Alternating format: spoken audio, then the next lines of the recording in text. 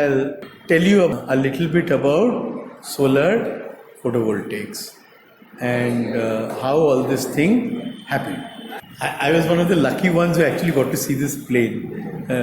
I was invited by this company, Solvay, one of the companies who sponsored this, and when it landed in India, in Ahmedabad, they had invited me. So I got a chance to see this and interact with the pilots. Now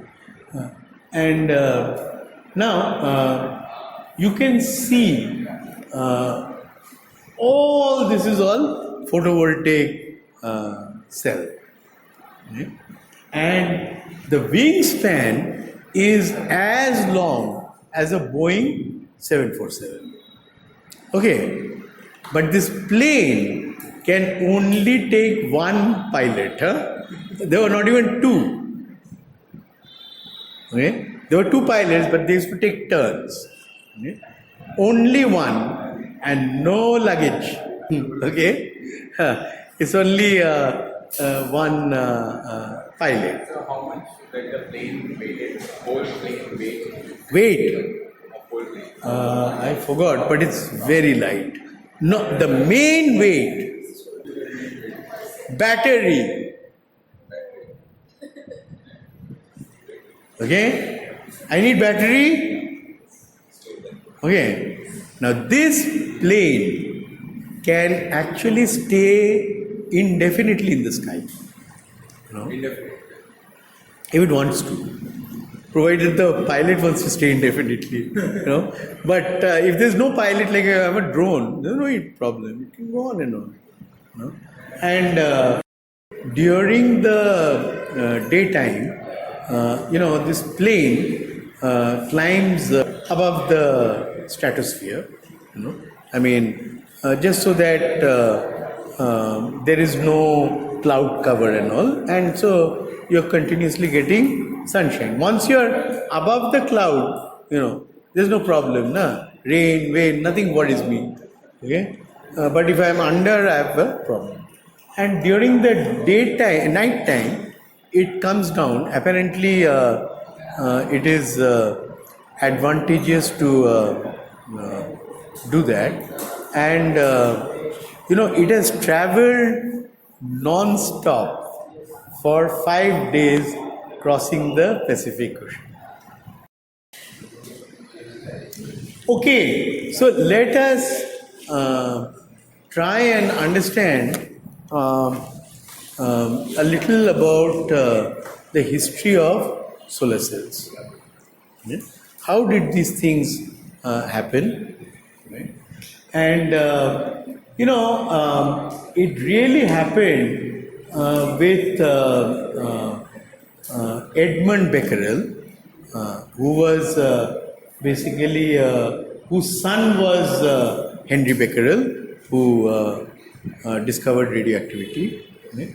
And he was the one who for the first time showed that some metals, if you have light incident on them, that they tend to emit electrons.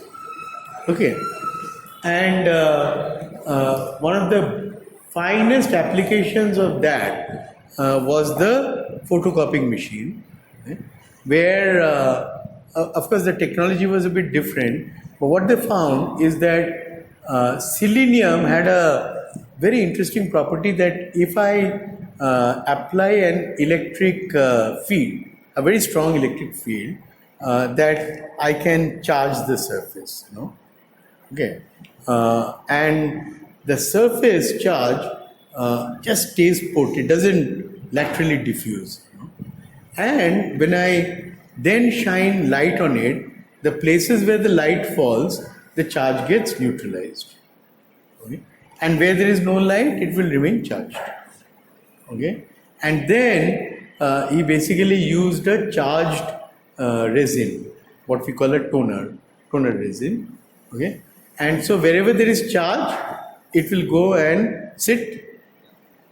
Okay? It has the opposite charge to the charged surface, and wherever the charge got neutralized, then, okay? So that's how I get a photocopy. Okay, so that was a great application. And then it was Einstein, as you know, who was the first to explain that that it is not the intensity of the radiation that is the crucial thing, but the frequency of the radiation. Okay, and that unless you are having a minimum frequency of light, okay, you cannot knock off an electron from a surface. Doesn't matter how many Einsteins of light you pour into it. Okay, and then he came up with the concept of a work function. That is, there is a threshold energy, okay, which I have to overcome for something to be set free. Okay? And that's how basically the whole concept of then quantum mechanics, he along with Max Planck, they were the people who really were behind that whole thing.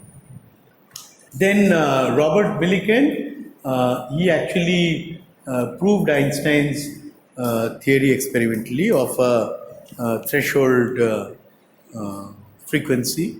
Okay?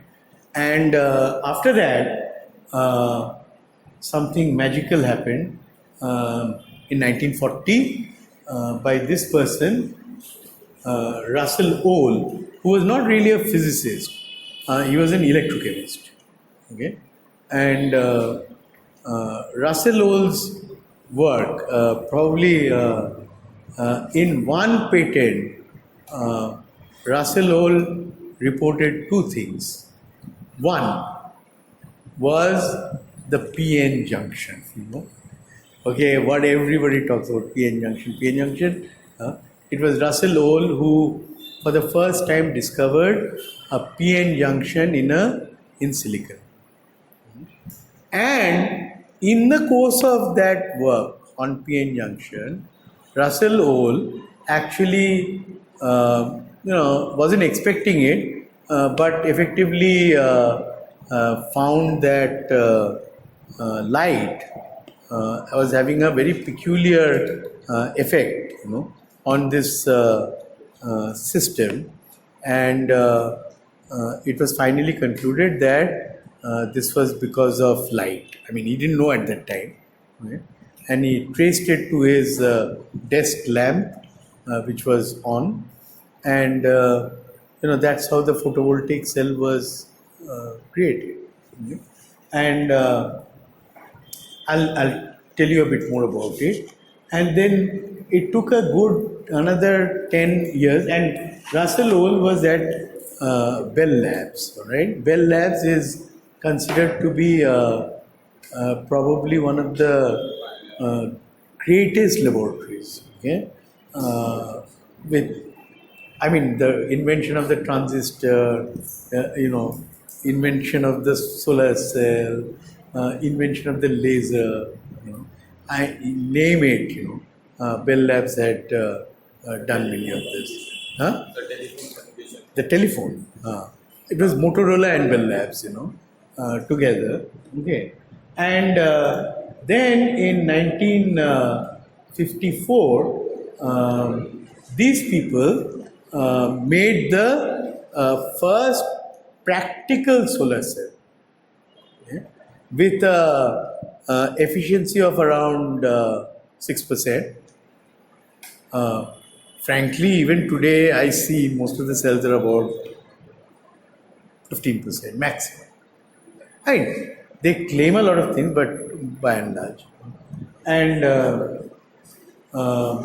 it was initially called the solar battery. Okay? Then it was all done, and that is what gave then birth to the space program. Okay, now they knew how to generate power, okay, for all their equipment, etc. in space. Okay, and so all these missions, Vanguard, Sputnik, everything, was based on the solar cell. Okay. Then, of course, many other things have taken place, but nothing that I would call as earth-shattering, as what happened in between 1940 and 1954. Okay, so let us understand what was the motivation. Now, it's very important that you understand this because, it is not as if somebody told him, hey, you go and make a solar cell. Nobody told him any such thing. Huh? Okay. And they were working on something completely different. Okay? And what it was that, the Second World War was won because of the radar. Okay? The Germans never expected that their planes would just get shot down and they could not figure out who was shooting them down. And the Britishers really are the pioneers who really discovered the radar. Okay, now this whole business of detecting radiation, okay, and it required a rectifier, okay, but the rectifiers which were available till then, the ones, for example, which Edison had invented, they were all okay, and our own Jagdish Bose, but they were all good for radio waves. Okay, the radar required microwave detection. Okay, and none of the rectifiers available at that time were able to do that job. So the Britishers left the Americans with the problem that see if you can make a rectifier which can detect microwave radiation. Okay, and all the work in Bell Labs. Why in Bell Labs? All over the world, and in fact, this is a pioneer in Purdue, University, and of course, this is only the American story. The Russians were probably even more brilliant and equally adept at this, and so they basically were doing this, and Russel Ohl was there was some calculations done, some theories developed which said that if they can make very pure silicon, okay, that they might be able to make a rectifier out of silicon, okay, which might be suitable for the microwave radiation. So there was a lot of interest in that, and so Russel Ohl's job was basically to purify silicon. Now, in fact, it has never happened probably in the history of the world. In fact, there are two exceptions to this. One, even today people regret that how Gandhiji never got the Nobel Prize, and the second is how Russel Ohl never got the Nobel Prize, and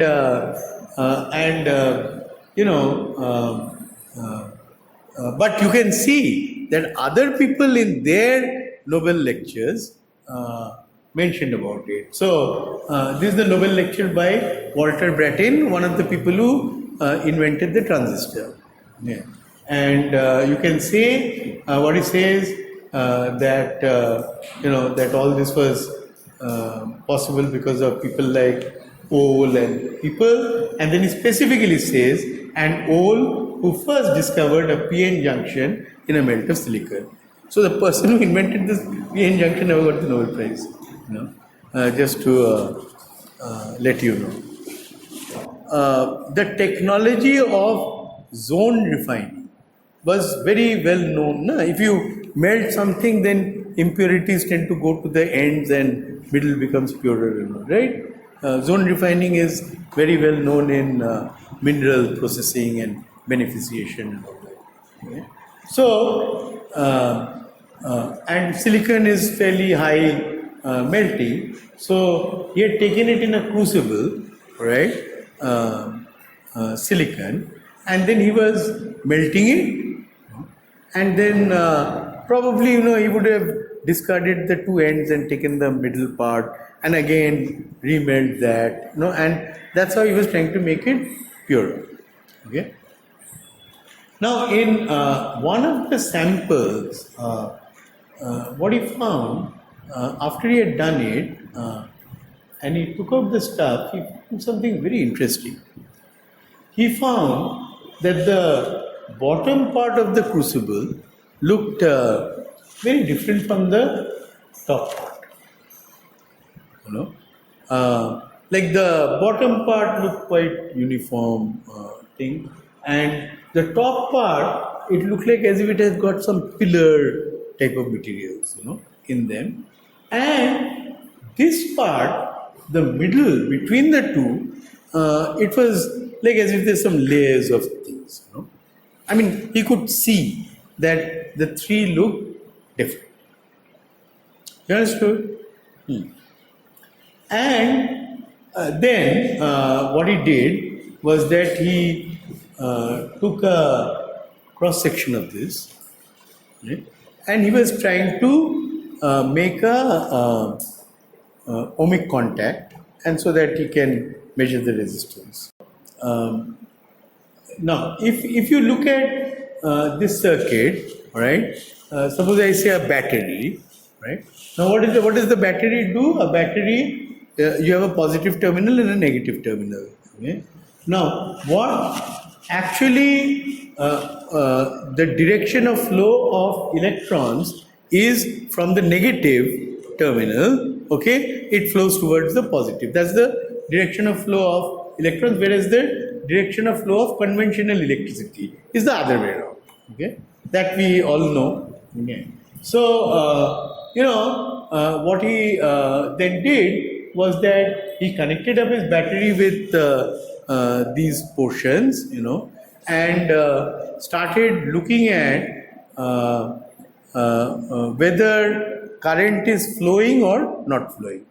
And what he found is that it was basically blocking current in one direction and allowing current to flow in another direction. Okay, and that's how effectively the PN junction in silicon solar cell was created. P means positive junction and N means negative junction, and it was with respect to the how the battery was connected up with the system. That was his PN junction. The entire concept of a PN junction was defined then. So today you might say, oh, I know PN junction, but that person was discovering it. Okay, there's a lot of difference between the two. Okay? So let us, just so that we are absolutely clear about what it is, and we found that there were three layers that he had found, right? What finally it was traced down to is impurities, and some of the impurities tended to travel in one direction, and the other impurities traveled in another direction. Okay, and like for example, what type of impurity will give you a negative excess electrons? Best is when you are on silicon, look at the two sides of the periodic table. Okay? That's the easiest. Which is electron deficient and which is having more electron compared to the silicon. So phosphorus has one extra electron. So phosphorus wants to pretend as if it's silicon. The only way it can do that is by giving off an electron, and then it starts looking like silicon. Okay. Boron says, if I take an electron, I'll look like silicon. Okay. And so that's how the one becomes a hole and one becomes a electron, excess electron, all right? So that's what you have. Whenever you're doing an experiment, it's got nothing to do with only solar energy. In anything, always try and make observations, okay?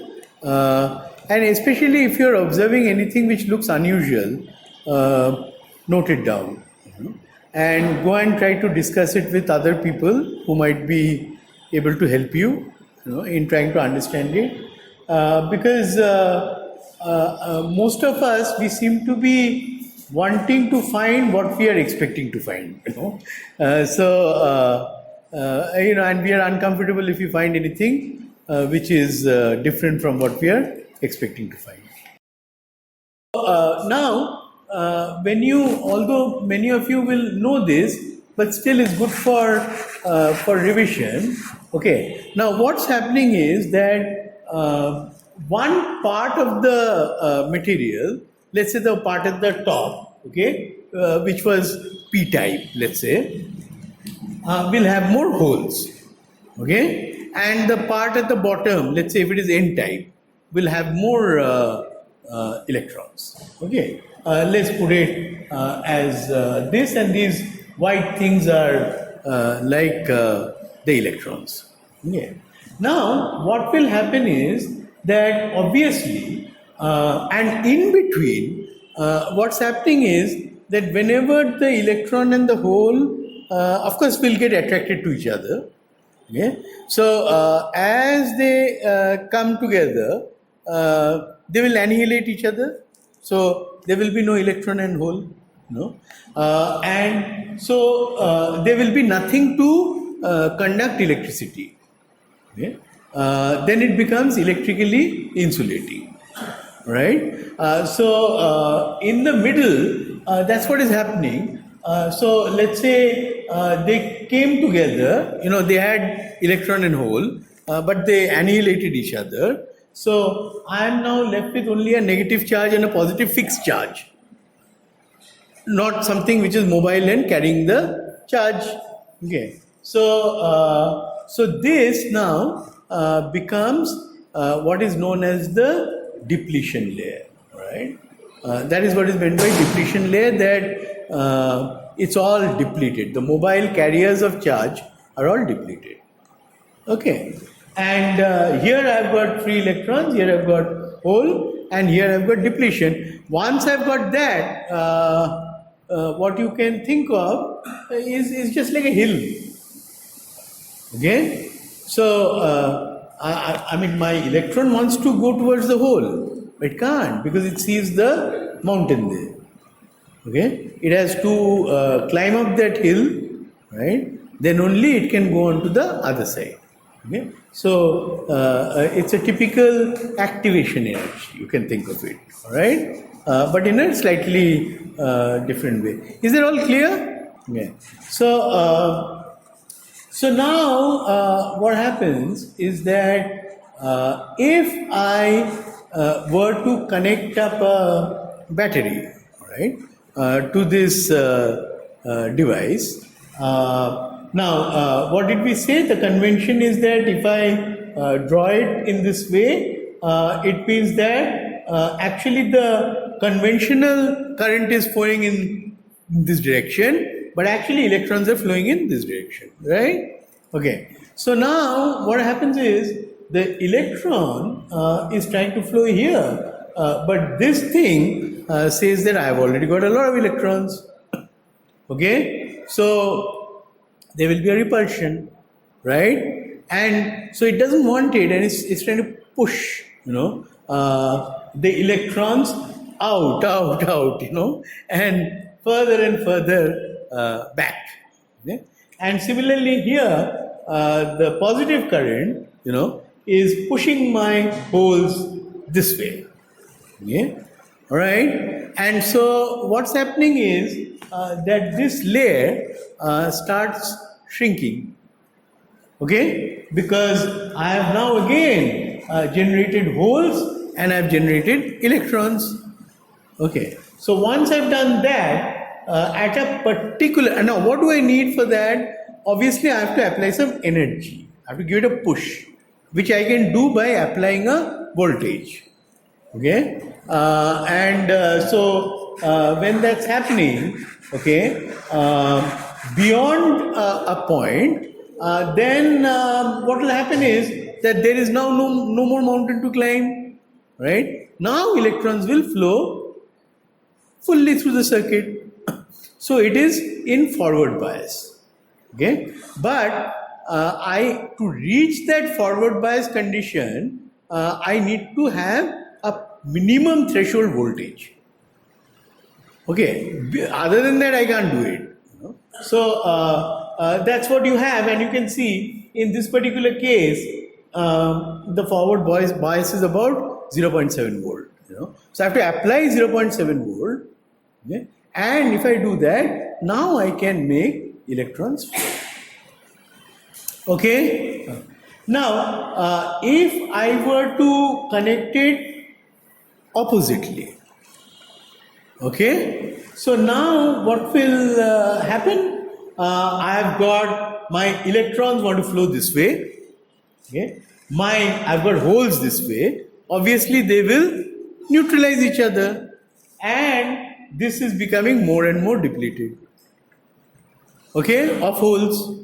And likewise here, you know, my positive current is moving this way. I've got electrons there, right?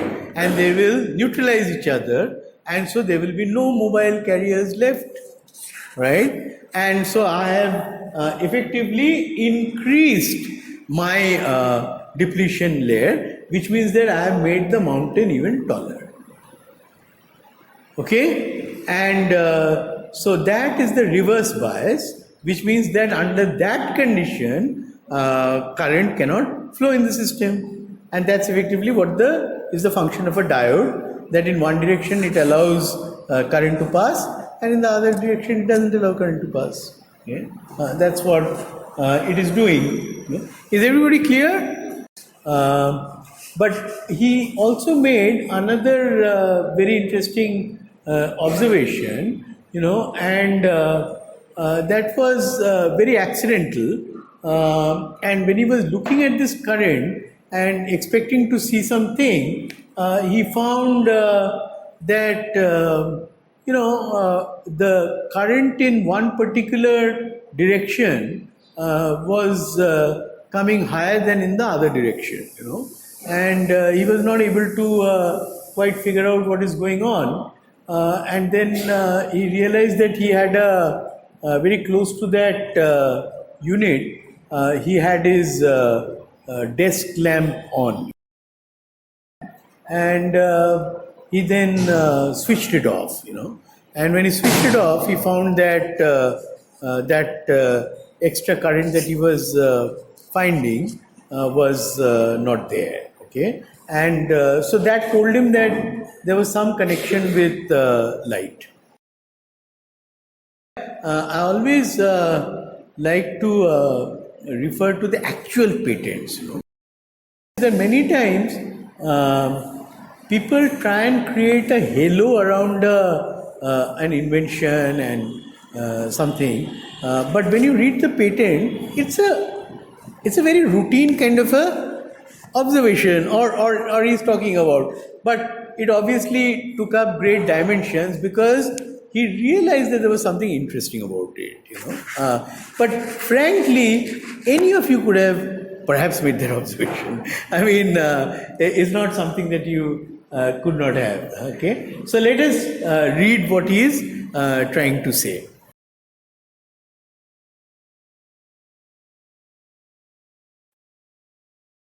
Okay. During an investigation of the production of fused silicon of high purity. So, why was he actually melting the silicon, right, in a crucible? Because one of the methods of purification is melting, zone refining. No? You melt and the impurities go to the zones. We know that. Okay? And the middle becomes pure. Okay? So that's all he was doing. They're not doing anything unusual, you know. Okay. So during an investigation of the production of fused silicon of high purity and its use for point contact rectifiers, applicant discovered that under certain conditions, this material was sensitive to visible light. Okay, generating an electromotive force independently of any applied voltage. Okay.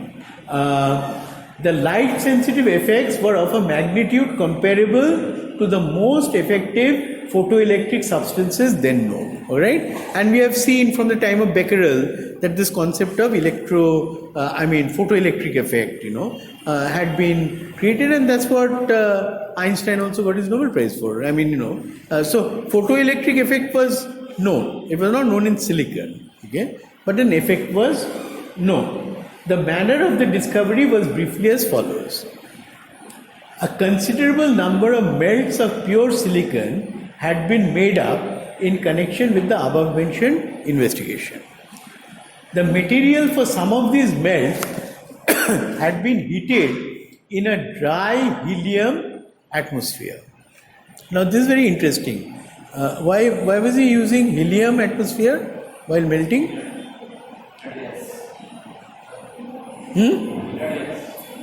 Inert. Okay, great. Otherwise it will form silica, SiO2, right? But he could have used nitrogen also. Could he have? Very good. You'll form silicon nitride, right? So there is a reason why he was using helium, which is that helium was one inert gas with which the reaction of silicon was not known. Yeah? So it's not enough to just say inert gas. Inert stuff can react. Okay? All right. So that's what he was doing, and he was heating it in dry helium. From each of a plurality of ingots resulting from some of these melts in helium, a cylindrical rod, this is the rod, had been cut out. Okay? Right. So he is taking out the rod as a vertical section. Okay? So it embraces all of these behavior, right? This middle stuff is there, this is there, that is there. Okay.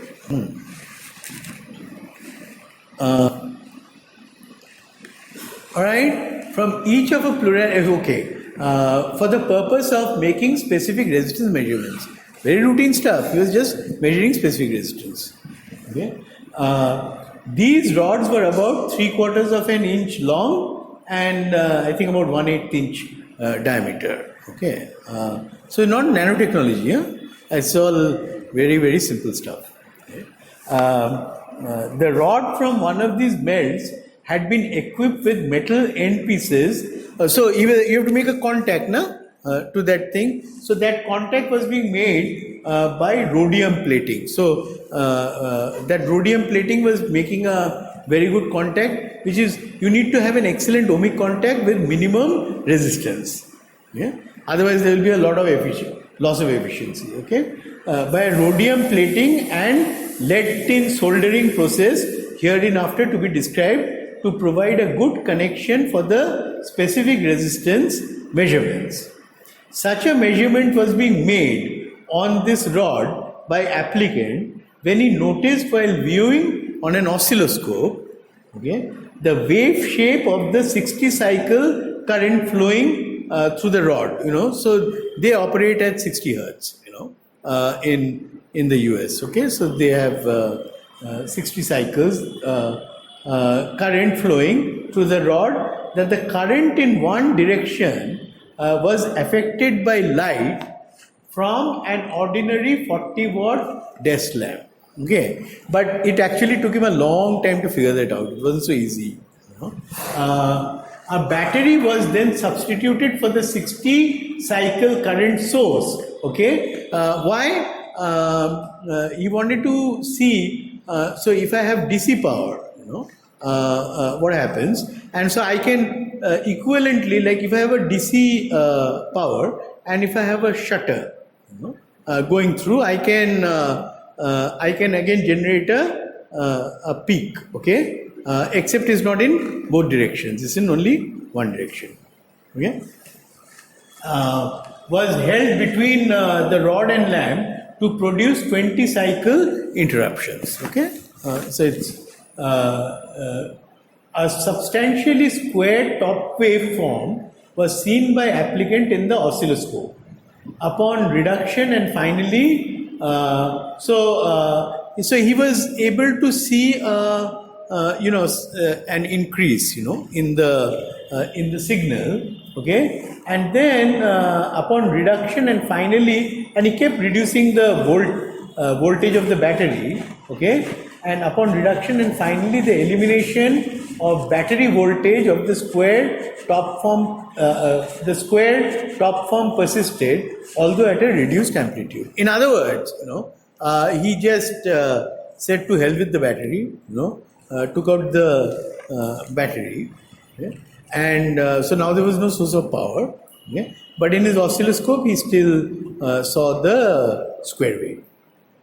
All right, and so he knew that it must be that then light is getting converted into electricity. Okay, so that's what he did. Now remember that this is the patent which discovered at one stroke solar photovoltaic cell and also PN junction. I hope you understand how big an invention it was. But actually, if you read this thing, it's a very routine kind of a thing. So many times, great things come subsequently. You may not even realize that you have done something great. Although in his case, that's not true. I mean, he knew he had done something important. So this entirely unexpected phenomenon was recognized as of possibly great importance in the art of light-sensitive electric devices, and further study of this phenomenon was undertaken forthwith. The outcome of such study is that improved light-sensitive electric devices, and particularly photo-EMF cells of high sensitivity and great stability, because silicon is so stable, have been made available.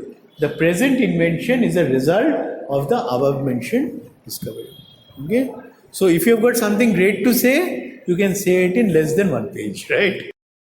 So this was in 1939. Okay, but obviously Bell Labs was considered to be the greatest lab. That's where the transistor was invented.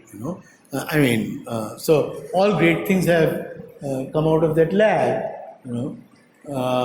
And so they obviously kept working on this problem, though not Russel Ohl. Other people, there were so many people working, and so other people then did also very nice things, and we'll discuss how it was improved. And actually in 1954, they announced, all right, the first silicon solar cell with a 6% efficiency. Yeah. You'll see what is the current state of efficiency. We'll discuss that. Okay. It was great because, and it was recognized that, and in fact the New York Times said that it will lead to a source of limitless energy of the sun. Obviously, even in 54, it is not as if today's people are some wise guys who realized some great possibilities from this. This is another thing you must know. There are people who have known these things for a long, long time.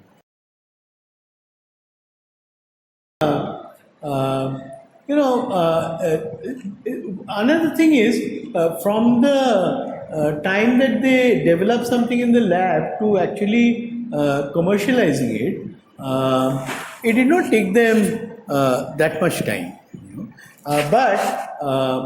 If you look at the cost, this is a commercial process, okay, commercial unit, which had about a 2% efficiency, and the cost was something like 1,000, let's say about $2,000 a watt. So you can imagine what is $2,000 multiplied by 70, and you'll know what it costs. Okay, and so you're talking about something like 1,40,000 rupees, okay, per watt. And then these people, okay, were able to show again from Bell Labs that they could increase the efficiency, okay, and later on a cell of about 8% efficiency was created. Now, up to that point, all of the solar cell was basically with the P layer always facing the sun, right? But some studies were done, and it was found that if you have the N layer on top, then the radiation damage, okay, tends to be lower. Okay, and so that was a huge improvement, and ever since then, all solar cells have the N facing the sun and the P is inside. Okay, and 1959, the first cell with 10% efficiency was created. Yeah? And you can see that you're talking about 60 years ago, that people knew how to make a 10% cell. Now, don't compare with cost, because there are many things on cost, okay? And you'll see that when something is a very specialized thing and you're making only a few pieces of something, obviously the cost will be much more. Like if you make a 1 gram of some chemical in the lab, it might cost 1 lakh rupees, but if you make it in kilograms, maybe it will be not even 1,000 rupees. Okay? So cost is dependent on many factors. Okay, so let us look at what was the subsequent work that was done in Bell Labs, all right, which led to that 6% solar cell. Right? This is not what Russel Ohl had observed. Now, if you look at this, okay, so imagine that the top part is P, okay? Then that other one over here is your depletion layer, and let's say this is N, okay? All right, and you can see it is N zone, P zone. Where is the light acting?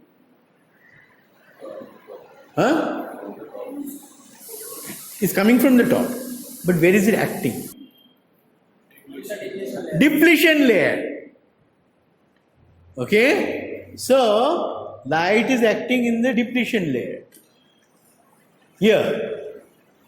Okay, now if light is acting in the depletion layer, and we know the wavelength of light, okay, now obviously if that layer is above that, is very thick, then the light may not even penetrate to the depletion layer, right?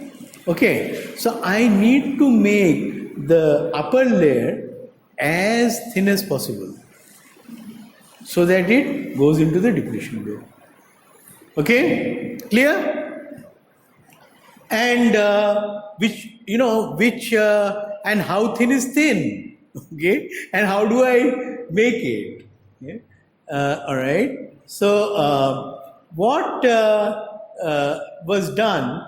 And obviously they had thought about the problem, okay, for a long time, and what they said is that, hey, suppose I just cut off this part, and I only take the N type. Okay, I mean, you have to imagine, all right, how to do something, then you can do it. Okay, and say I have taken only the N. Now, what do I have to now construct? I have to construct my total cell, right? Which means that on top of that N, I have to have a depletion layer, Okay, and on top of that, I have to have a p-type layer. Okay, so how would I do that? And the whole purpose is what? To make these things as thin as possible. Okay, because I can't cut and grind and all those things, that will not be possible. Okay, I can only take one. So how do you make something? If I have started with something n, I have to make it positive. Okay, a depletion layer I can think of as an in between. All right. And what makes something p-type? What is the chemical? Boron. Okay. So, what they said is, look, suppose I am able to diffuse boron, into my n-type. Okay. Then I will initially form, some of it will get neutralized by electrons. And so I will have my depletion layer. Yeah. And now, if I try to pump more boron in, then a part of my depletion layer now will become excess in whole. Okay, so I will have my N, then I'll have my depletion layer, and I'll have my holes on top, P layer. Okay, and so the entire work they were doing in secrecy was how to develop methods of diffusing boron, into silicon. Okay, I hope you also understand how people think of an idea and then how they go about pursuing research. Now, otherwise, everything, if you're going to do something which is already known somewhere, then there's no discovery in it, so you have to conceive of ideas. Okay, is it all clear? All clear, everyone? Yeah.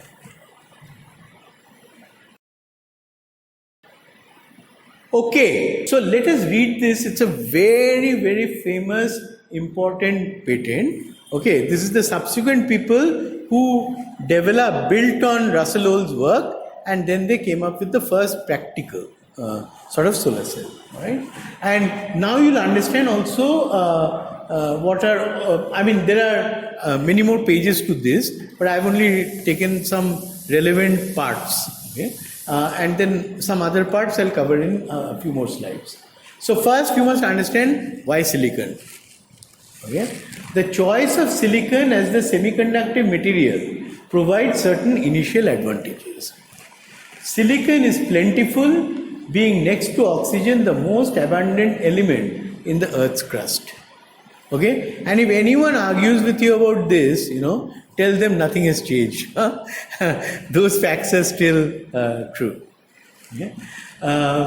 Moreover, the use of silicon facilitates the problem of minimizing reflection losses. Can anyone tell me how?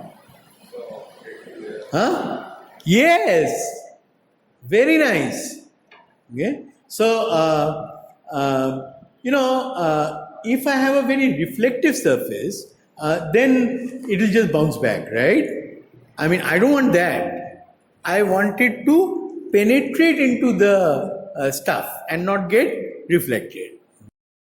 On exposure to the atmosphere, even in the absence of a protective coating, the silicon surface will acquire a transparent oxide coating which will have a refractive index intermediate between that of the atmosphere and that of the silicon body, whereby reflection is minimized. Basically what he's saying is that silica has a refractive index between that of silicon and that of air, atmosphere. This tendency of silicon to form a protective coating of its own, and also it forms a protective coating, because once I form silica, it prevents the further oxidation. Okay. Additionally, silicon is very stable at the temperatures normally to be expected in this use. What is the temperature we are talking about? for solar cells, maximum 100 degrees centigrade, not more than that. And silicon is a very stable thing. Okay? Now, then is the very interesting part. The choice of boron as the significant impurity in conjunction with the silicon body to form the p-type surface layer provides further important advantages. As described in application serial number so and so by C.S. Fuller. So, C.S. Fuller was the person who developed the technique of how to diffuse boron into silicon. Alright, and then these people utilized that, and they were all from the same organization, Bell Labs, so no problem. As described in application so and so, techniques are now available for the diffusion of boron from the vapor state into an N-type silicon body to form extremely thin, uniformly low resistivity p-type surface layers. Okay?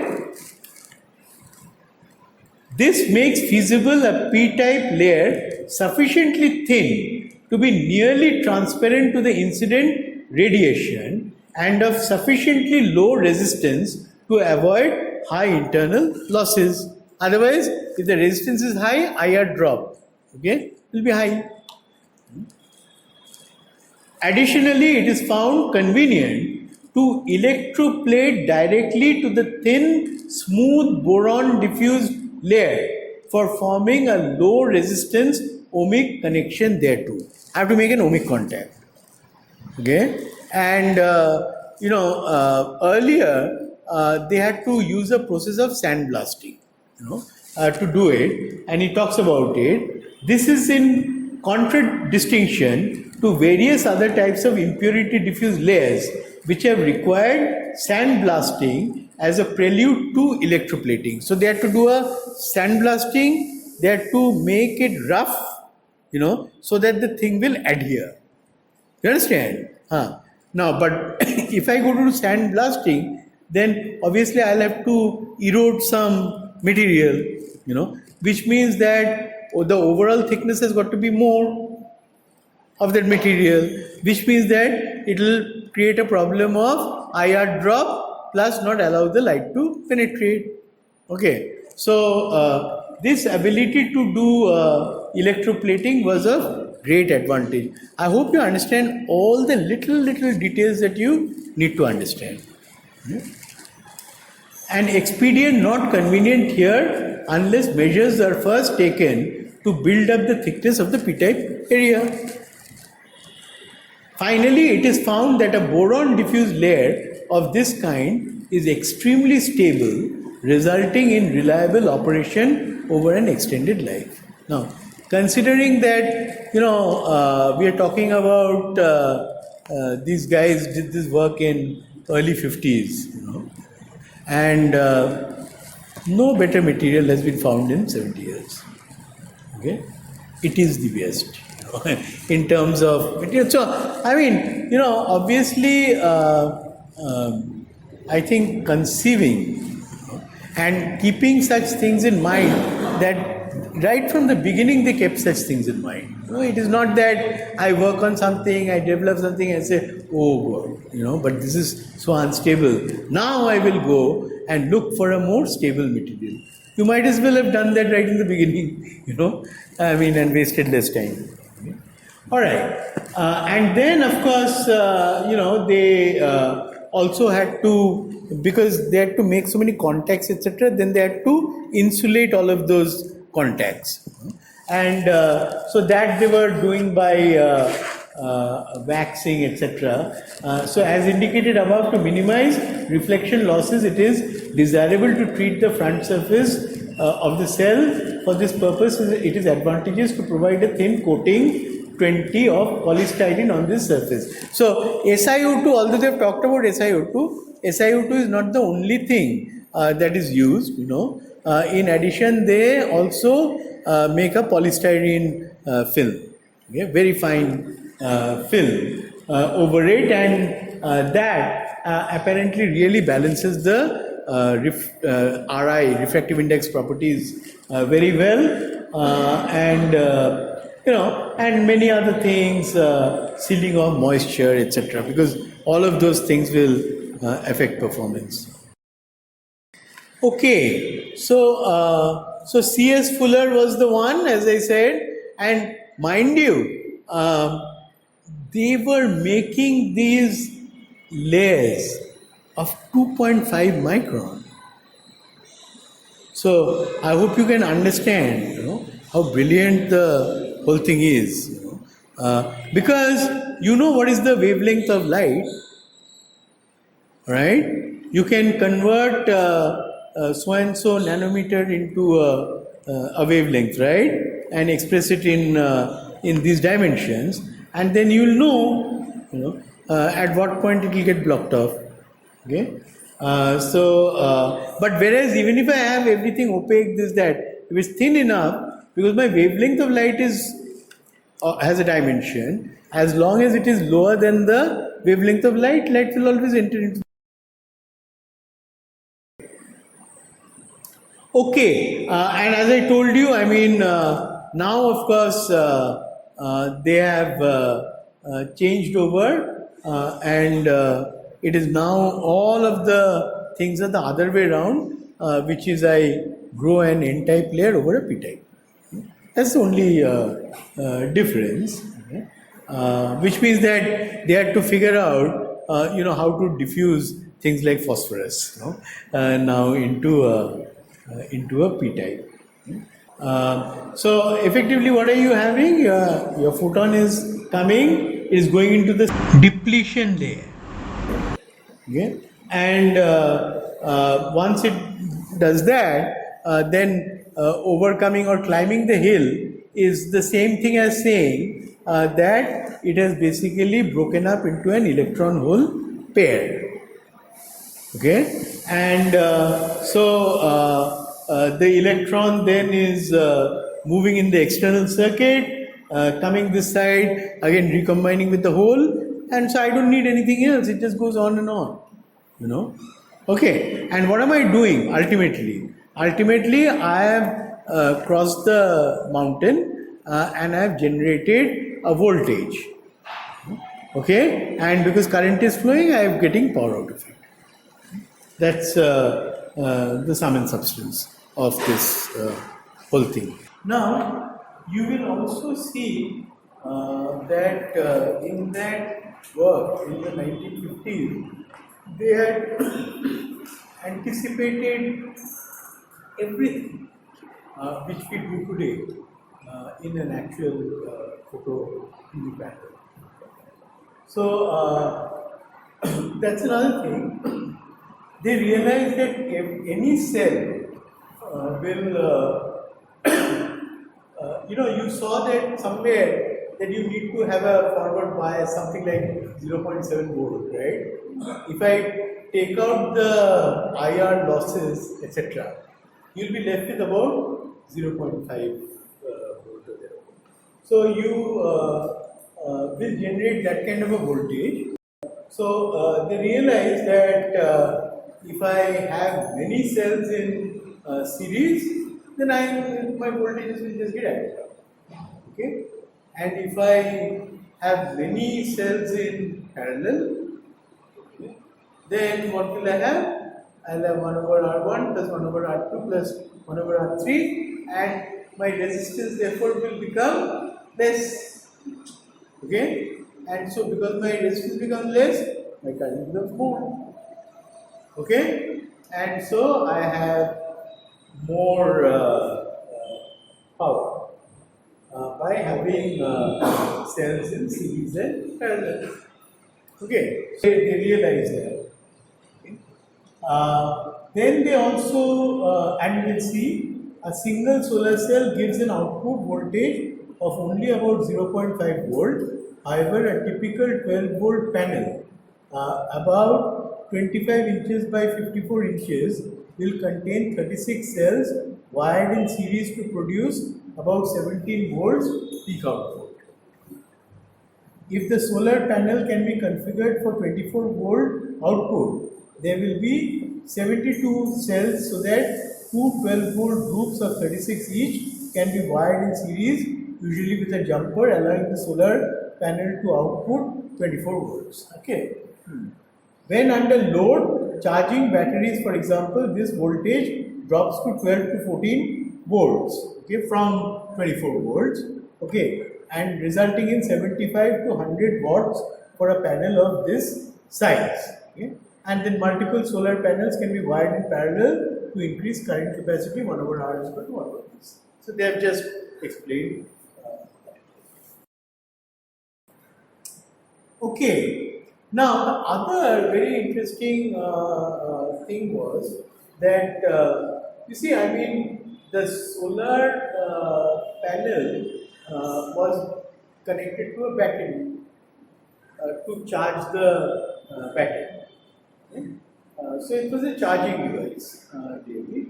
And then the battery could be used at night or this, that, whatever. And not even that, I mean, even today, most of the operations typically will run not of the panel directly but through the battery. So you charge the battery and then the battery will provide the current. Although it doesn't make much sense because if I can run it directly, but the reason is because there can be a lot of intermittency in power. No? Once this cloud, once this, I can run gadgets that way. I need a more stable power.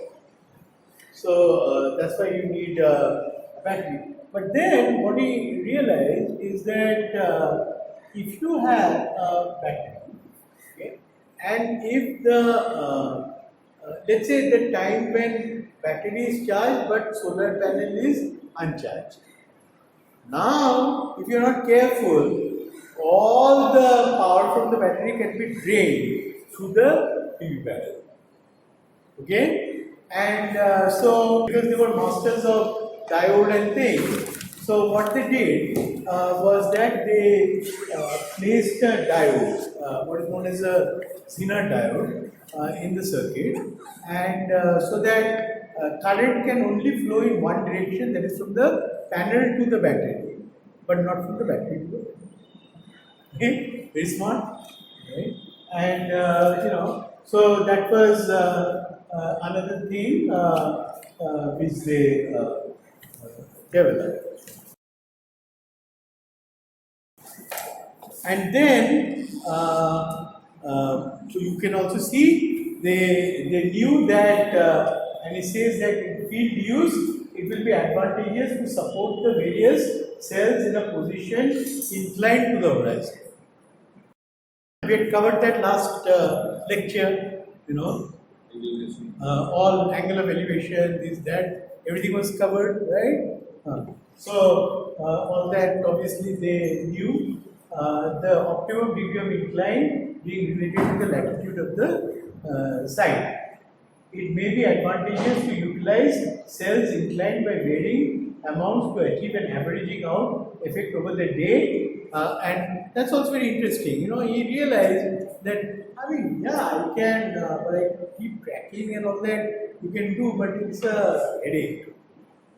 So maybe you can position it optimally so that over the year you'll get probably a good percentage of the total incident radiation.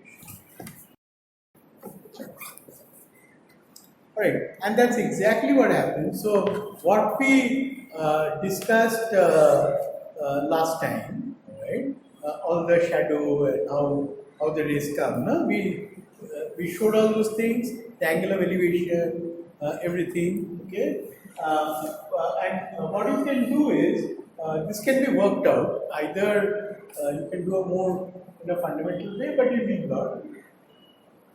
Obviously, if I have a tracking device, okay, so let's say what happens is that always it is making the sunlight fall on my panel.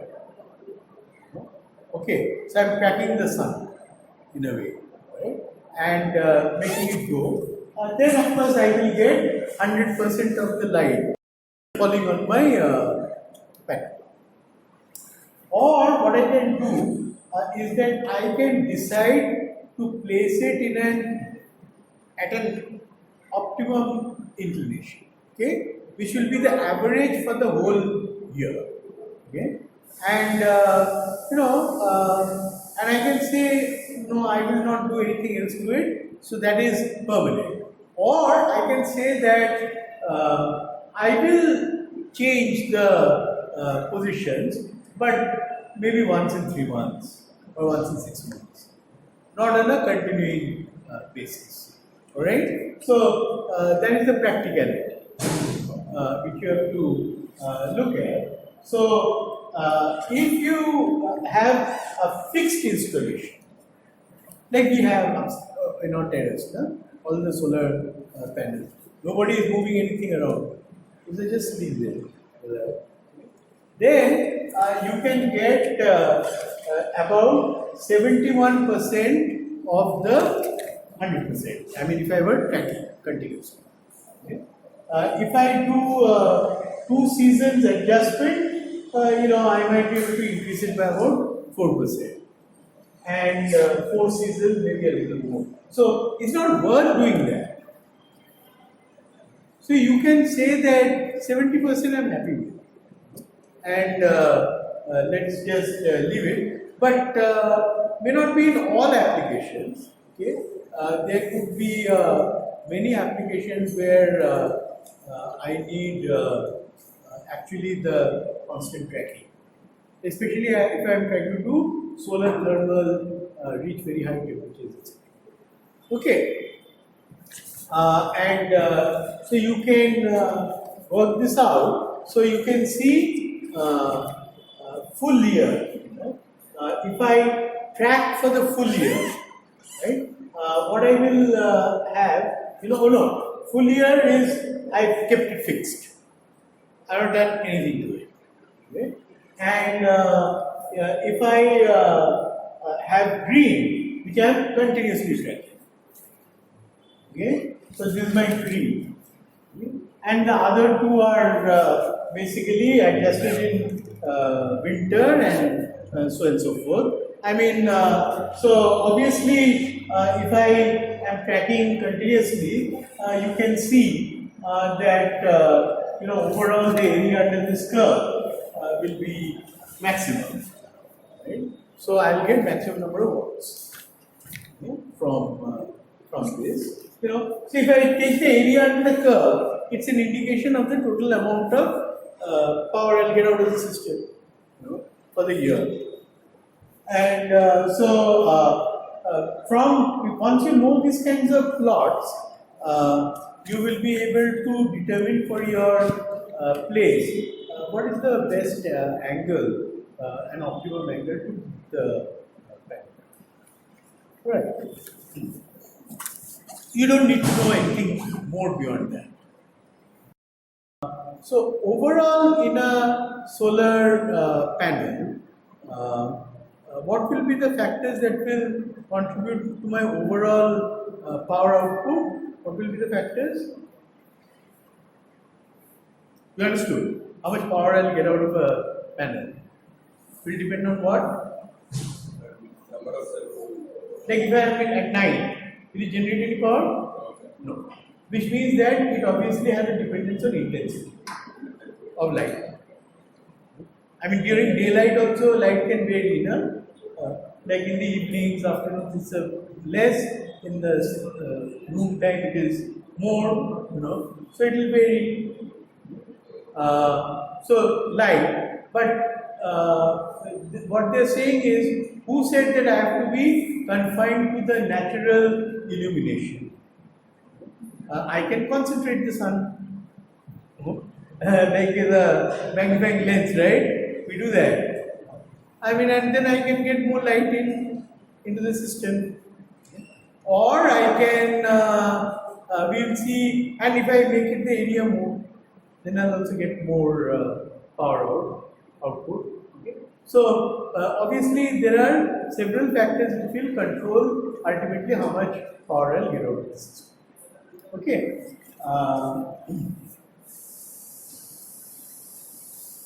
So he talks about it may be desirable additionally to provide some arrangement for concentrating the sunlight on the cells.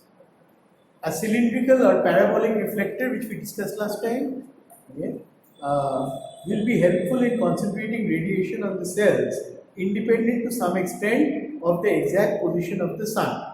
It will be obvious that various techniques of this kind can be employed to enhance the amount of sunlight incident on the cells. Okay? So I can increase but we'll have to see what are the negative consequences of doing that. It's not all rosy. There are a couple of things before we come to some of the other parts, which you should know. Like what they have not mentioned is that as you increase the sunlight, okay, what is the typical efficiency of a cell? We said how much percent? So, 8, 10, 20 maximum. No? About that much. What about the rest of the 80%? Where is it going? Huh? Reflected. Not all. Huh? Reflected some. Correct. Yeah. Right. Converted to heat. Okay. So it will heat up the stuff if the heat is not dissipating. Alright. So you need to worry about that. So let us try and understand what will happen if the temperature rises. Okay. So if a temperature rises of a panel, you can see what happens. As your temperature is increasing, the output voltage keeps dropping. Okay. Finally, what do I get? My power is V times I. Okay, and multiplied by time of day, I will get V times I plus time, which will be my equal to energy, right? In joules. Okay. So this goes that way, and current goes up a bit. So that's a good thing. But the voltage drop is much more than the current rise. So it is the lower the temperature at which you operate the PV panel, the better it is. You understand? So when people say, it's great, Rajasthan has plenty of sunshine. True, there is plenty of heat too, no? I mean, your ambient temperature is so high. I mean, so your panels will, in some ways, not necessarily operate in the best way. But if I have got, like, let's say a place like Ladakh, Leh, which is cold climate, but a lot of sunshine, fantastic. I'll get probably better performance. Okay, is it clear? I mean, many times you are under wrong impression. Huh? Oh, sun, plenty of sun, plenty of heat too. Okay, and not necessarily the best. So now, two terms which we need to understand are at the end of it. What am I trying to get? I am trying to get power out of my system. Okay, so the two terms are open circuit voltage and short circuit current. Have any of you heard of these terms? Do all of you know? Some of you know? You know. Anyone else knows? Okay, never mind. So what happens is that what did we find? Open circuit voltage means as if no current is passing through the system. Okay? And when no current is passing through the system, the voltage will be maximum. Why? Yeah, no, there is resistance, but there is no current. So there is no IR drop. Okay?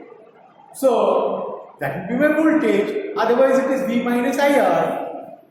I is equal to 0, V is maximum. Okay? So that is why it is called open circuit voltage, because in an open circuit no current will pass. Okay? And likewise, I have short circuit current, means if the current, bypasses all resistance. Okay, like I have internal cell resistance.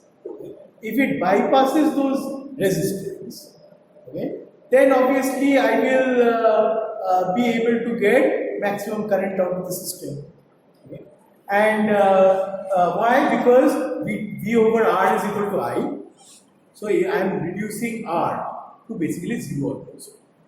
So I'll get maximum I. Okay, so that's my short circuit current. Okay.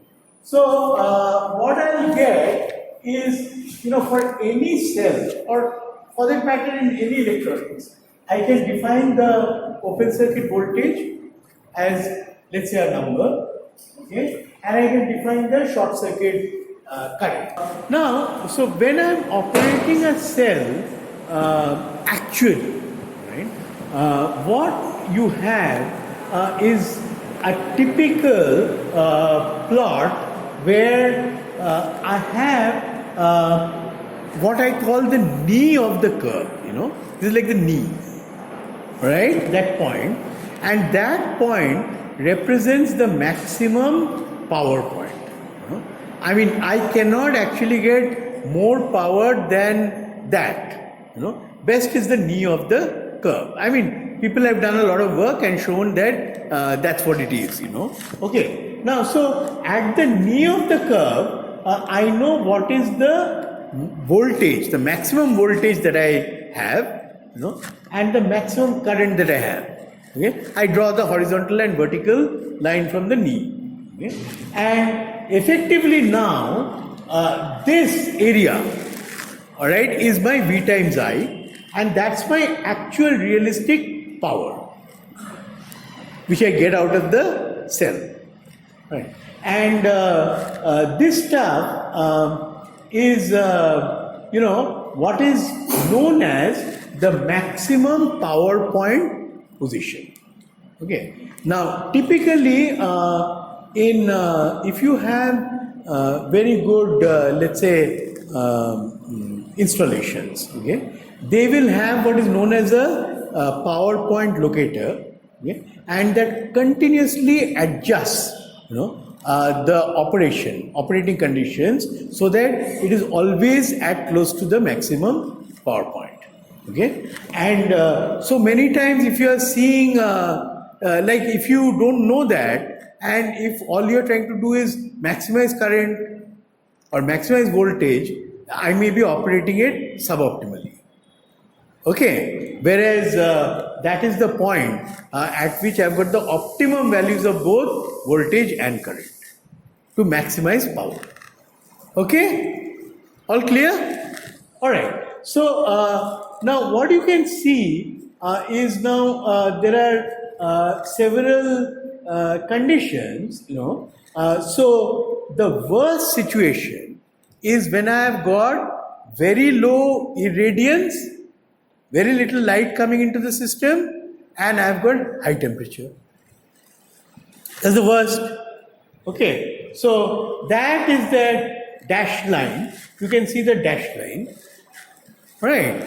And effectively, you can see that I will generate, like for example, in the evenings, I'll generate very little power because the light is so low. Okay? Light varies a lot, or early mornings, I will not generate. Early morning is good from temperature point of view, bad from illumination point of view. Okay. Then the best situation is high irradiance, low temperature. Obviously, as we discussed, just like Chapin had said, more light you put into the system, I mean, obviously, I'll generate more power. But there also there is something known as a saturation point. I can't, for example, go beyond a certain light intensity. I'll saturate the system. Yeah. Everything else is typically what are in between positions. And these are, if you have these kinds of situations, the normal operation, okay, without a maximum power point, okay, you may be somewhere here. Whereas with an optimum power point, you will be somewhere here. Okay, and that makes a huge difference. Okay? So when people are quoting so much price per so much watt, obviously if I've got the same equipment but I'm generating more power, the price will come down. So you need to understand those things. Okay, it's not just about an equipment, it's about how you operate it. Okay, is that all clear? Okay.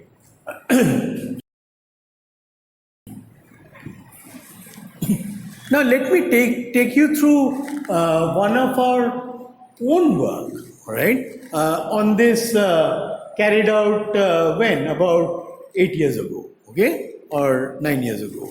I mean, again, what you can see is as temperature goes up, okay, the power goes down, okay, overall, because your voltage is going down and my current is only going up marginally. Voltage going down, current going up, and so this is what happens to power. Okay, now the idea was that can we still have fixed installations, right? But reduce the number of panels. Okay, because now situation is changing very fast. Okay, so in 2008, let's say when we started this work, 2008, 11 years ago, solar panels were still quite costly. Okay, they have now come down in price. So one will have to see whether you really want to do this now or not. So you have to again keep track of it. But this much was certain, okay, that we want to put in more light, and exactly as Chapin has said, we wanted to take out heat. Okay, so the way what was done was that on the underside of the panels, okay, we had kept some wax. Okay, and that wax basically is a phase change material. So it has a fairly high heat capacity because of that, and so it can absorb a lot of heat. Okay, and then it will liquefy into wax, and then you might be able to make use of that heat, later on. Okay? Typically, you reach temperatures of around 80 degrees, 90 degrees, or you can, and to make it very thermally conducting, because wax is very thermally insulating, and you have to transfer the heat from the panel to the wax. Okay.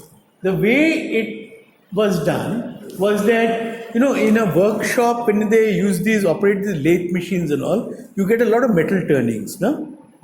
Okay? And those metal turnings, if you just put them into a box, they occupy very little volume, but they provide you a conducting path. Because they're all connected, so you'll get thermal conductivity. Now you pour the wax into the system.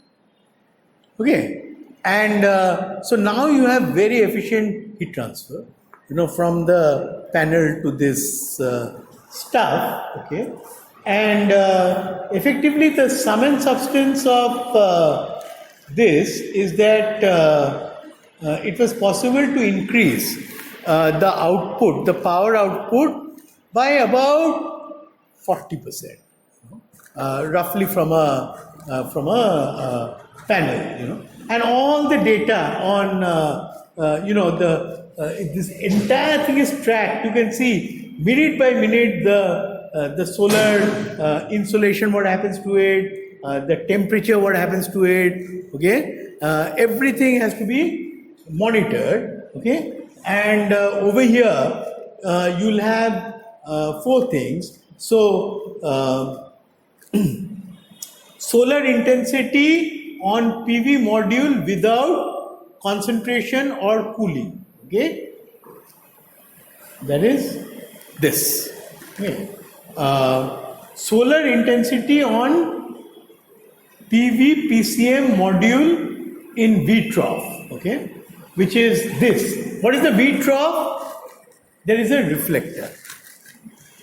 Okay, and so the light is falling and bouncing into the panel. Okay, so if I, for example, put 2 of those, I can increase the incident light intensity by about 70%. Okay, all of the 70% you may not get as energy. You might increase the overall power output by about 40%, but not bad, because you can use much less panels. But have you got the idea? Okay, so the idea is that you use reflectors to bounce in more light into the falling on the module. More light means more power. Okay, more light also means more heat, means more temperature, means lower performance. So you need to extract that heat. Okay, and that's what you end up doing. So, but believe me, this was one of the first pieces of work, in this area. In fact, this area has become very big now after about 10 years. And so I find that everybody is talking about it now. So now everybody is trying to extract both power and heat from a panel. You understand?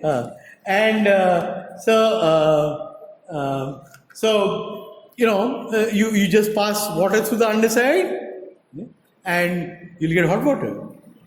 Yeah. So and water obviously a flowing medium. You can cool the thing well. In fact, one took another advantage of something else. Again, this was done about 5, 6 years, 7 years back, 6 years back. Okay, and so you can see these reflectors. This is your panel. Okay. Obviously, the cost of the reflector must be less than the cost of the panel. Then only it makes sense. But these reflectors are very cheap stuff. And there is a very interesting thing that the idea is that if you can, for example, connect up, let's say, and there's a lot of talk of this, like if I want to do desalination by reverse osmosis. Okay, and it requires a lot of power. So you can do that by energy. I mean, you generate electricity from PV panels. Okay. Now there is a very interesting property that if, for example, the water, temperature can be increased from something like, let's say, 20 degrees to 38 degrees Celsius. Not boiling water, then no membrane will survive. But up to about 40 degree, let's say 40, 42 degree. Yeah? The productivity of reverse osmosis goes up very substantially. So it will be almost something like 40-50% higher. The flux from the membrane. So what you can do is your feed water, you can take it through your module, and it's nicely integrated because you're using the power from that for doing the desalination, and you take that and the water gets warm and now you feed it into the RO. You understand? Okay, and and that's actually what was done. Yeah, 2012. You can see about 7 years back when this was done, and overall, that actually just to give you an idea, a fully integrated installation of an improved solar PV power desalination by reverse osmosis, the V-trough reflectors on the panels, PV panels with thermal energy recovery system brought about an increase in output electrical energy at RO end by 43.22%. The thermal energy was transferred to the RO feed water flowing from the underside of the PV panels under concentration, resulting in a rise of 13.22 degrees centigrade on average throughout the day. Okay. The enhancement in average mechanical power delivered to the feed water was 54.88% and the permeate flux boost was 75%. So if you look at that, you are getting more power out of it, you are increasing the flux from the system. Okay. So today what you have to do is you have to look at renewable energy and especially things like solar, etc., in a much more integrated way. Don't just look at a PV module or this and that. Ask firstly, what am I trying to do with it? Okay, and then you decide, okay, how exactly you want to approach this thing. Is that clear? Okay. So a lot of people, instead of that, today you can see 2019. Now people are talking about electricity and heat. Same thing, except they're not taking it through the RO. They're just directly putting it in the geysers and stuff like that. Now, in fact, it's very interesting if you look at, that what are considered to be some of the greatest inventions, okay? And what these people say is the greatest inventions in the last 30 years, okay? And you'll see that photovoltaic solar energy figures very prominently, except that these guys don't know that this was an invention from 1941, not today's invention. Okay, so but what has happened, and I think some of you brought it out in your presentations, is that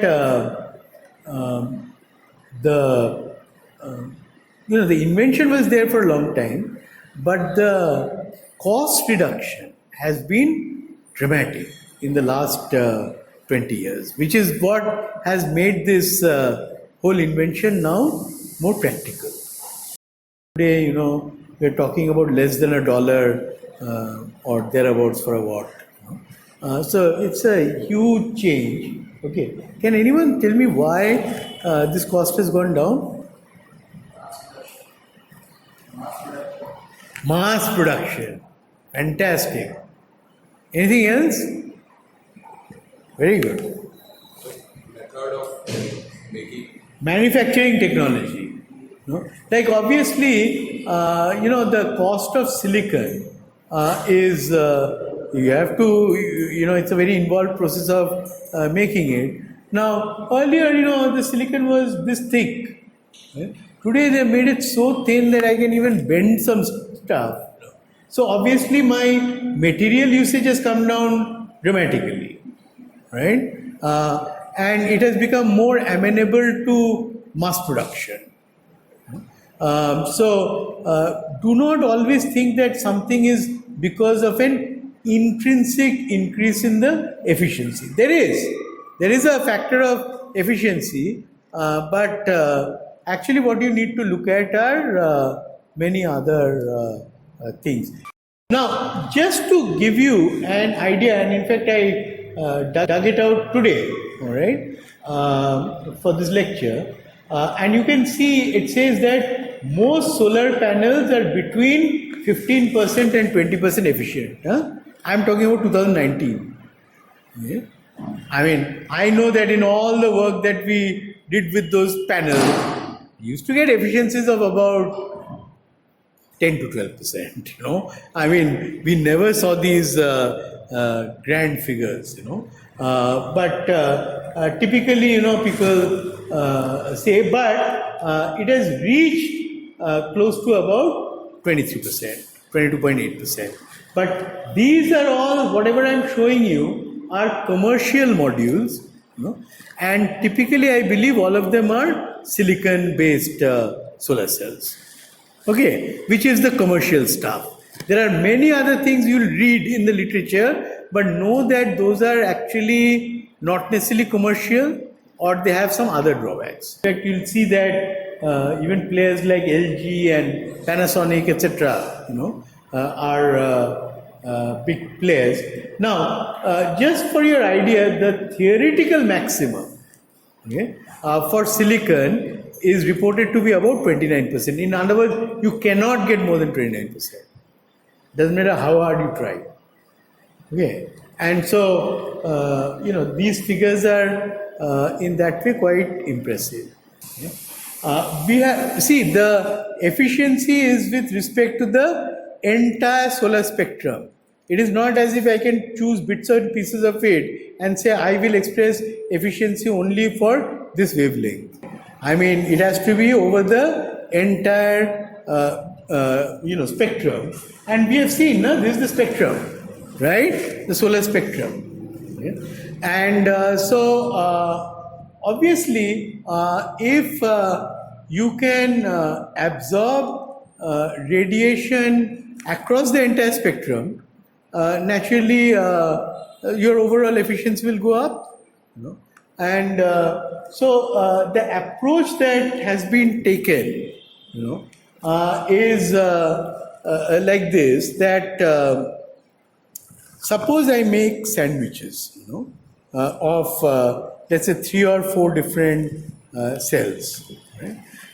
And the first cell, obviously, if let's say the band gap is such that you have to have a minimum energy for the solar, the electron hole pair to form, and anything higher than that also it will absorb. Okay, so the highest energy will get taken up first.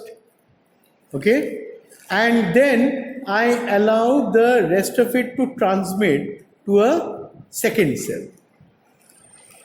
Okay, here again, the out of the rest of the energy, a part of it might get absorbed, you know, and I increasingly reduce the band gap, you know, from high to low.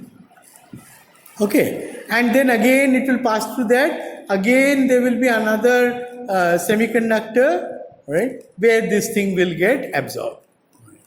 Now, one of the things that is also well known is that as you make the band gap very low, okay, the semiconductors become increasingly more vulnerable to chemical degradation.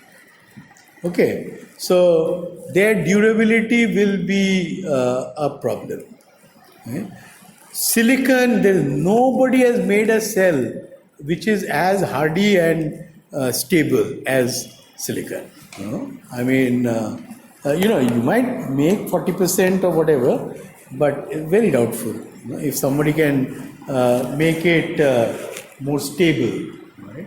So, so effectively, that's what they're doing. The first cell is absorbing the higher frequency radiation. Okay? The lower frequency is coming and it's getting absorbed in the second. Okay? And then the still lower is going into another one and it is getting absorbed there. Right?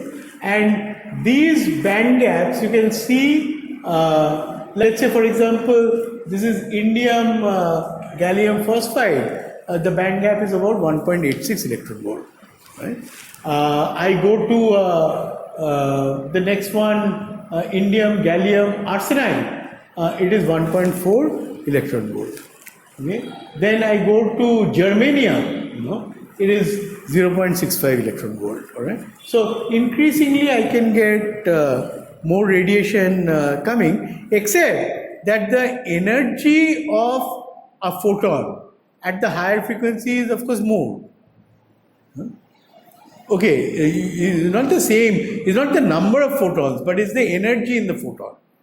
Okay, and the energy of 1 electron volt is 96.5 kilojoule per mole. You know, so if I look at these, obviously I'll get lesser and lesser energy.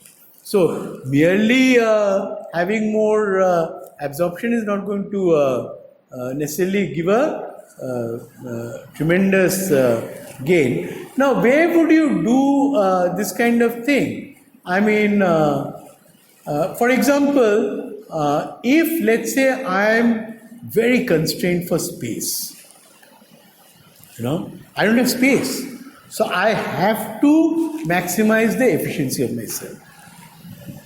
Or if I am in space, you know, and over there, naturally, my cost of putting my space station up, you know, obviously I'll have to reduce my weight. Or I showed you that aeroplane, you know, okay, where I can't afford to lose any power, you know, from my cell. So those are the cases where I will be very particular about maximizing my power and maximizing efficiency. Okay, but in other places I might say no. I mean, I would much rather optimize cost rather than optimize efficiency.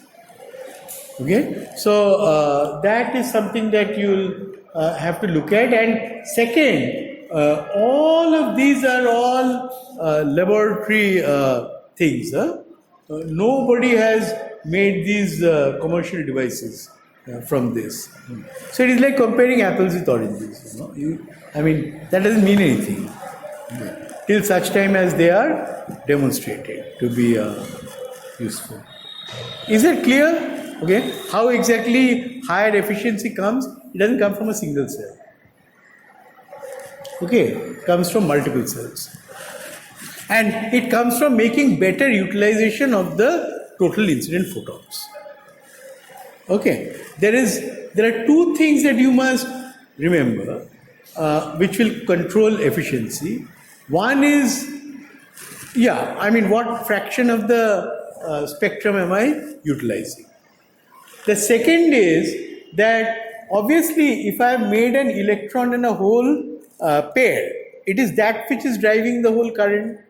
Now, if an electron and a hole recombine during that time, then it will lower the efficiency.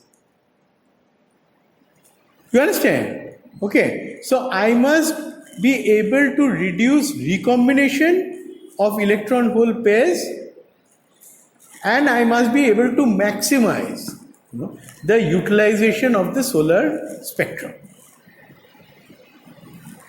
That is what will give me higher efficiency. Look, if you look at that the cost per watt, you know, which was there in 1950s, was about around $70-80 per watt. You know, that is today. You can see this is the latest figure, all right, which is about $3 a watt. Yeah.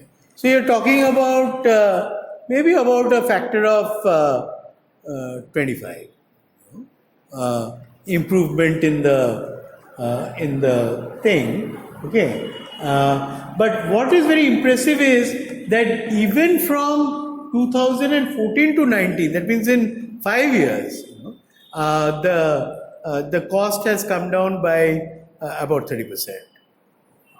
So there is continuous improvement going on.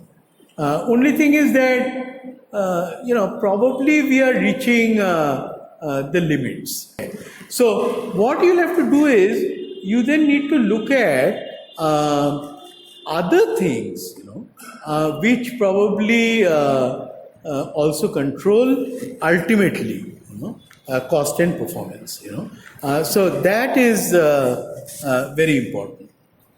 Now, in fact, I was just trying to put it like, if you look at cost, as I said, I mean, the Chinese have beaten everybody hollow in this, and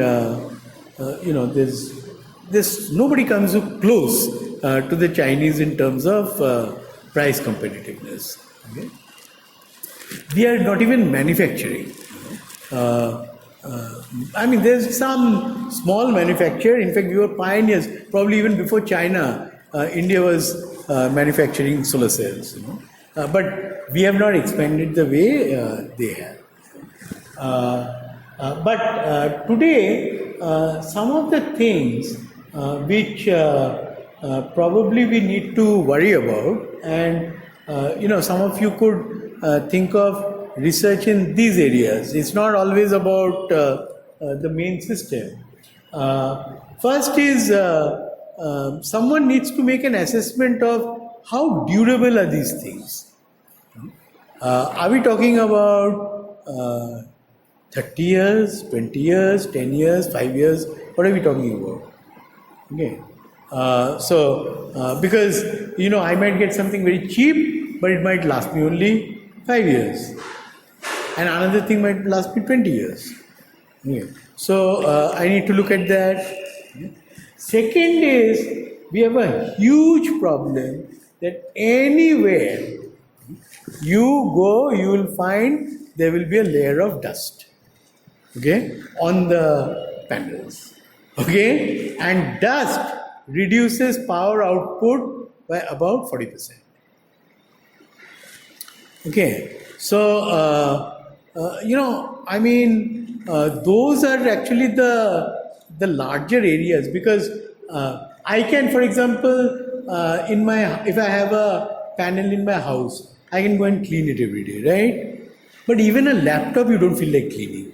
Not to speak of cleaning a module, no? I mean, the laptop screen, it gets so dusty, but I don't feel like cleaning it, But, and that panel is terrible, I mean, to go and clean, okay? So the best thing is, if no dust settled in the first place, okay? That would be fantastic. So, how would you solve such a problem? What would you do? Huh? Wipers. Wipe what? Solid. I mean, without water or with water? Without water. No, then instead of a wiper, a blower will be better. It's better to blow up dust. But not so easy. You know why? Can someone tell me why it's not going to be that easy to blow up dust? Huh? Abrasion. Huh? Any other reason? Yes, because they are so massive, those areas. So I'll blow it off from here, it'll go and sit on the next one. Okay, so it's not going to help you, alright? So actually the best is if you can prevent it from, maybe you need to understand the electrostatic potential of dust, and then do something so that I make it a repulsive, coating, okay? So that it will not settle down. Bird droppings, okay? I mean, how are you going to prevent the birds over there?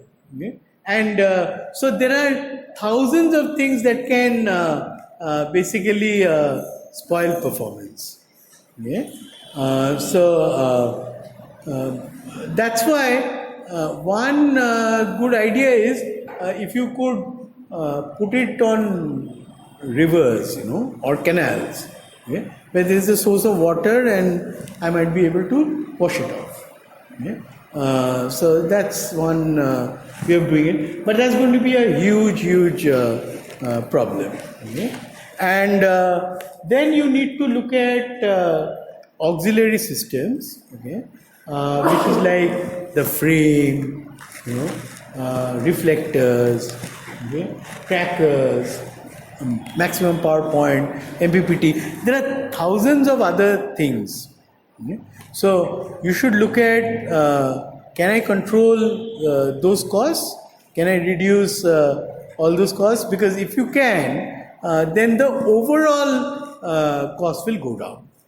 So the people who are winning in the market today are people who have reduced the cost of everything, because you are not just paying for panel, you are paying for the whole unit. So they could have actually made massive reductions in those other areas. And in fact, it's wise not to compromise too much on the panel and rather look at these. But again, you'll have to look at corrosion, etc., many other factors. Is it all clear? What are you doing in solar photovoltaics? What is the sum and substance of what we are doing over there in solar photovoltaics? Well, we are converting light into electricity, right? I mean, that's what we are doing. You know, it is the silicon panels are absorbing light, sunlight, and it is getting converted into electricity.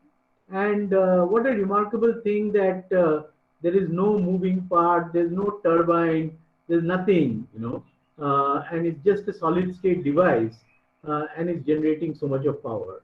I mean, that's remarkable.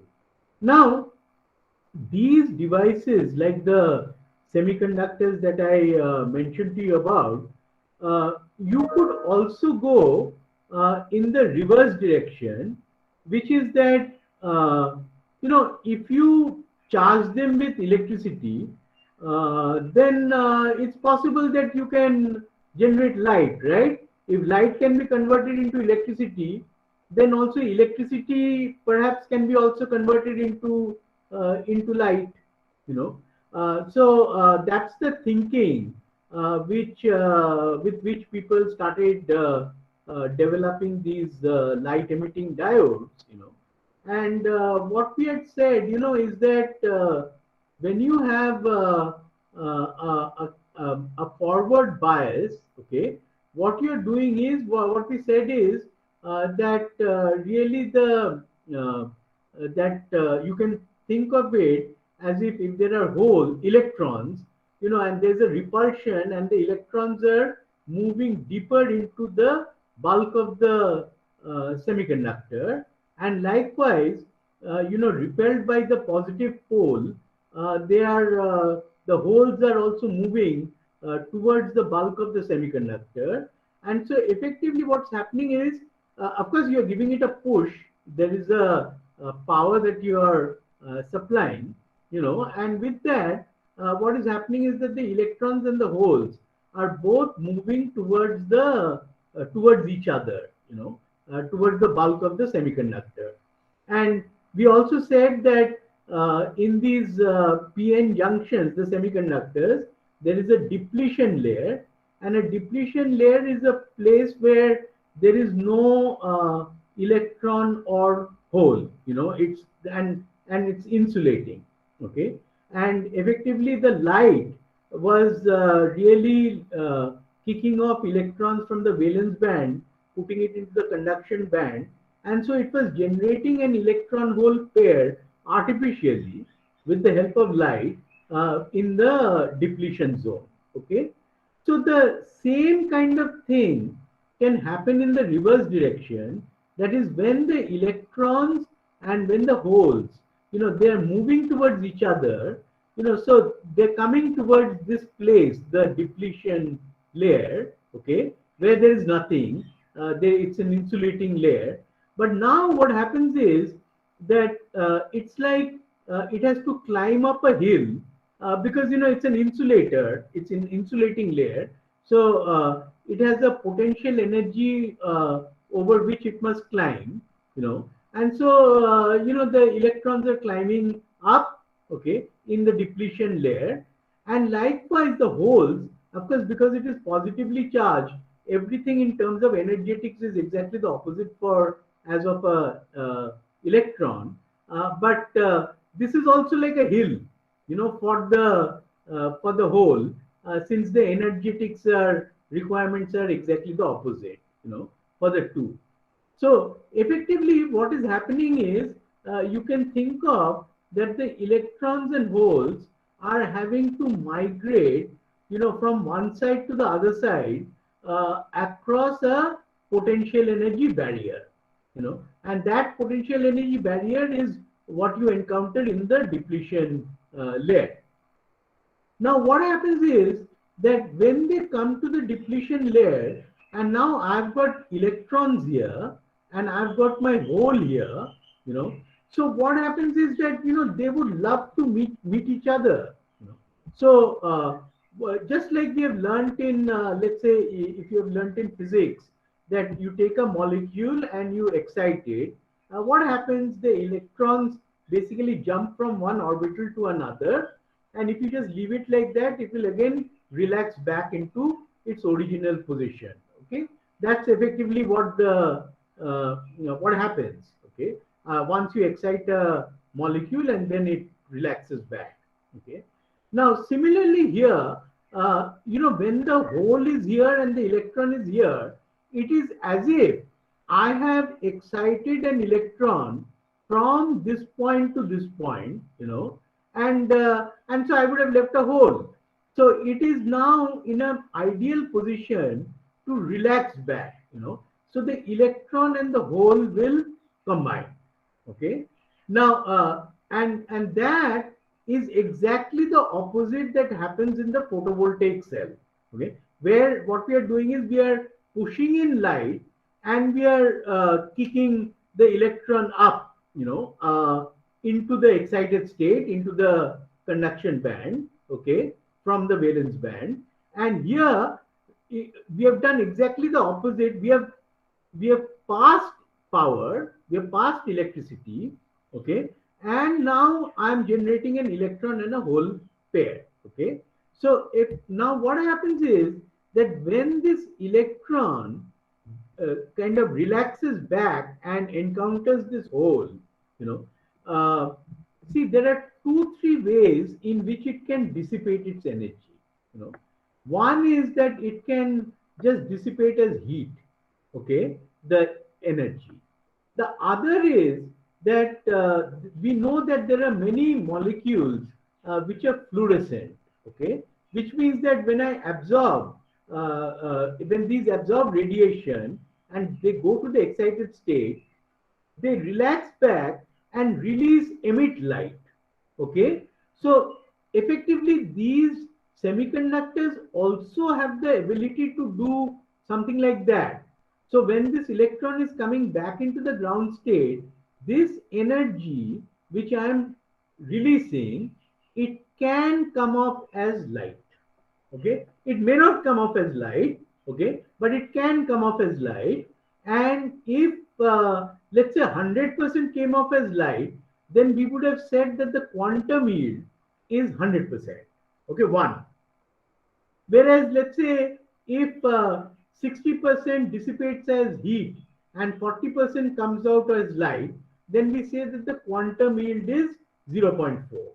Okay, so this is the revolution that has taken place in this LED, that people have worked, very hard to try and understand how to maximize the fraction of the energy that is lost in the form of light. So you want it to come off as light, you don't want it to come off as heat. Okay, and so that is the basis of the light emitting diode. Now typically what you have to do is that you have to apply a voltage in the range of around 2 volts or so. Okay, and then as I said, it climbs up the hill, okay, and starts emitting light. Okay, so that's the sum and substance of the LED. Now just to show you what a revolution it has been, okay, that we started like let's say in 1879 with the incandescent light bulb, where you kind of applied current, okay, and the wire started glowing, and that's the light that we were seeing. It is the glowing of the tungsten filament, okay. Then later on, people were able to make fluorescent tube lights, all right, which effectively converted more of the electricity into light. And fluorescent, all our tube lights, what we call them, were basically these fluorescent lights, okay. And gradually the tungsten filament lamps more or less went into oblivion. Nobody really uses them today. Okay. Then there was another, which was the sodium vapor lamp, where the sodium vapors were found to emit light. Okay. And it was only in the 70s that the first LED was made, the light emitting diode, which I've shown you. Okay. This is the operating principle of the light emitting diode. Then, from the 70s, so we have really had about 50 years since the invention of the first LED. The first LED was red in color. It was basically a red light, okay? And gradually, people were able to make LEDs which have all kinds of light, red, orange, yellow, green. You could actually make many of these, even our traffic lights, some of the traffic lights which we have, that red, green, and yellow, you can make them out of LED, okay? Those, because those lights are today available, okay? And it was then around 1995 that people started focusing on the brightness of the light. That is, how bright can you make it? And today the LEDs are unbelievable. I mean, in the amount of light that you get, it can almost blind you. It's so much of light. Okay, but just to tell you that this, when we say so much of light, that light is measured by a unit known as lumens. Okay, that is the unit of light. Okay, now what am I doing in an LED? I am actually putting in power. Okay, I am putting in electrical power. So electrical power means so it would be watt, and that's your power. Okay, so lumens is also per second. How many photons are being emitted. Okay, so it is lumens per watt. Is the unit. Which tells you what is the efficiency of these LEDs. Okay, now even in 2000, which is barely 20 years back. Okay, it was considered to be a landmark that we got, for every watt that we put in, we ended up with about 17 lumens of light. Okay, in 5 years time, from 2000 to 2005, it went from 17 to 70. That means a fourfold increase. Okay, and 2008 it went to 100, 2010 it went to 150, and quite recently, I think it was about 2019, that Philips for the first time reported that they have now been able to reach an efficiency which is 200 lumens per watt, which is more than 10 times of what it was in 2000. What a spectacular thing. So for every watt that I'm putting in, I'm getting 10 to 12 times more light out of it. So it's a remarkable invention. And while we talk about renewable energy, and it is very fashionable to talk about I'll generate energy from this source, that source, the smartest thing to do is to conserve power. You must try and see how to really minimize the requirement of power without sacrificing on performance. If you can do that, there's nothing better than that. Okay, So that's what has been done with the LEDs. Now, there is another very important thing that you need to understand, that like we have reached 200 lumens per watt, okay? But you must have the curiosity to ask that what is the theoretical value? What is the ultimate? I mean, that I cannot get more than that. So it turns out that if you have got, like, let's say a monochromatic light, like red light, or green light, you can get theoretically 683 lumens per watt.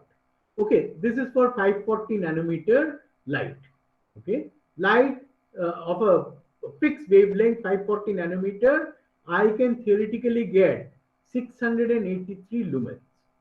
Now, if I want to see how much of white light I'll get, and white light is what? White light is really a combination of different wavelengths of light, right?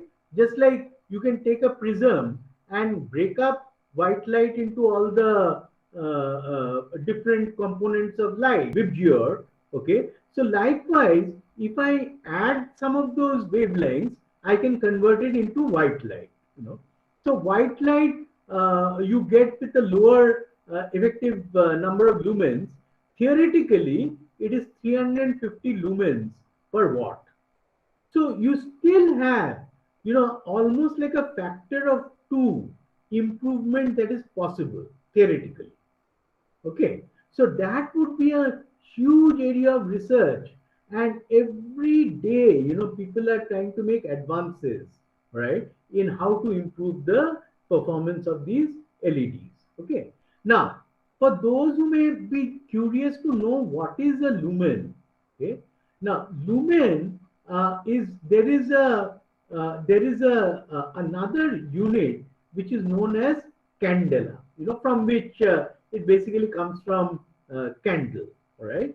And it's basically in one particular direction, you know, uh, the amount of light that I get, I will call it as candela. So if I've taken say 540 nanometer, like let's say that's the I'm taking a 540 nanometer means I can convert it into hertz, okay, and I can express it what is the frequency of that light, okay, and what happens is that in a particular direction, okay, the amount of radiation that one candela will emit is equal to 1 over 683 watt. Okay, now what happens is that light is always emitted in all over a solid angle. Okay, so it is emitted in all directions, right, in 3D. Okay, so basically what happens is that when you multiply, the solid angle is basically known as, it is 4 pi, is the solid angle. So if you take one candela and multiply it by the solid angle 4 pi, okay, you get a value of about 12.57, because 4 into 3.142 is 12.57. So 12.57 lumens, all right, is basically is equal to the typical amount of lumens that I will get from one candela. One candela emitting in all directions in 4 pi angle, will emit 12.57 lumens. Okay, so effectively this is the basis on which these theoretical efficiencies have been worked out. I'm not going to go into the details, but I really would like it if all of you understand this unit of light, candela, lumen, watt, etc., so that you understand what really is meant by efficiency. Okay. Now, let me also tell you that there is a huge amount of work that is going on in making all kinds of LEDs. including LEDs which will work in the ultraviolet region, UV region. It's not just visible light. Even in UV, there people have made LED. And so that opens up a totally new field. Because there are so many things where you require UV. And they've been able to do that. But for most of us, the biggest breakthrough has been really the ability to make white light, white LED, and that is what these people, these Japanese people in Nishia Corporation got the Nobel Prize for. Okay, they invented a blue LED. The moment they had invented a blue LED, all the rest of the things were known, and so immediately, almost in no time, it could be converted into white light. And that's why it was considered a very major advance. And they got the Nobel Prize in 2014. For the blue LED. So it was a very, very important finding. Okay, so let me again stress that why I told you about LED. One, because you can look at it as the other side of the photovoltaic cell. In photovoltaic cell, light is converted into electricity. In LED, electricity is converted into light, but more or less similar types of devices. Okay. The second, as in the spirit of green technology and renewable energy, you must always try and conserve. That's the first principle. Don't keep producing. See if you can conserve. Okay. And LED, in my view, is probably the best example, of how conservation of power has happened, and how really, it has completely revolutionized lighting. Everything that we talk about today, from your Diwali lights to everything, are all LED lights.